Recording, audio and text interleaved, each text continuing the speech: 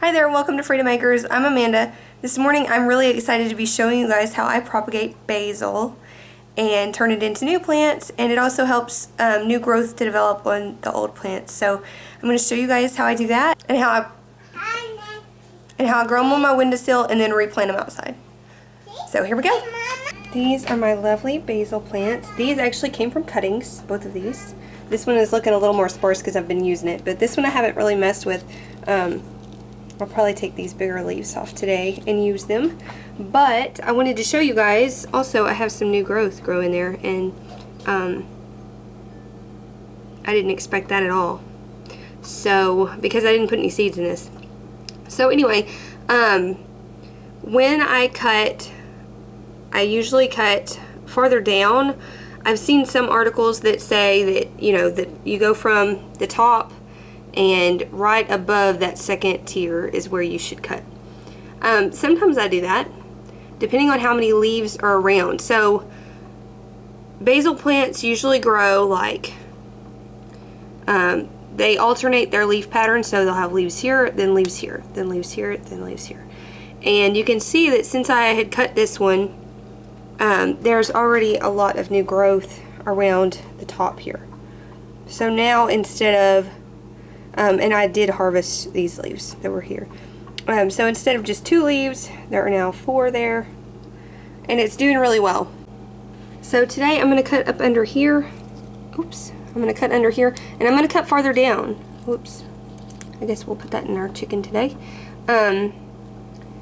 Because if I were to cut above these 2 leaves, that's just a really, really short stem. And that's not going to give me enough room to put it in water and not crowd the other plants. So I'm going to cut right here with my little scissors.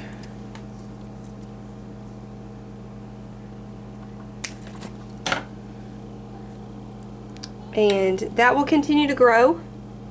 So that little guy's good. And oh, I didn't notice this guy. I have some new growth here too. So anyway, this is what I'm going to put in my water. And these have all been in water for about a week, maybe 5 days to a week. And you can see there's a lot of roots. Like they're doing really, really well. And it won't be long, and this guy will be too. So this little fella, I'm gonna just kind of pinch off. Oops.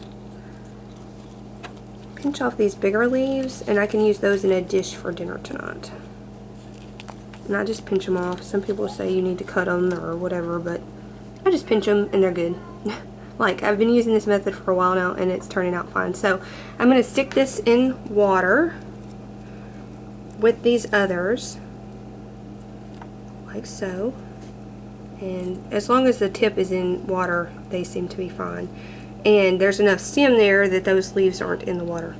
So these other guys that have longer roots like this, I will probably put those into soil probably in the next day or 2, I suppose. This one in the middle there, you can see those are really long. And that's really all there is to it. I'll put these in containers like this, and these were actually recycled. Last year I also had a blog post where I got some free plants and how I got those from a local nursery, and this is one of them. We had some zinnias and they were beautiful, and so I just kept the pot and replanted my basil in it, and that has worked out great. This is just compost, and I think some of it, like I put some potting mix in with it that I just had laying around, so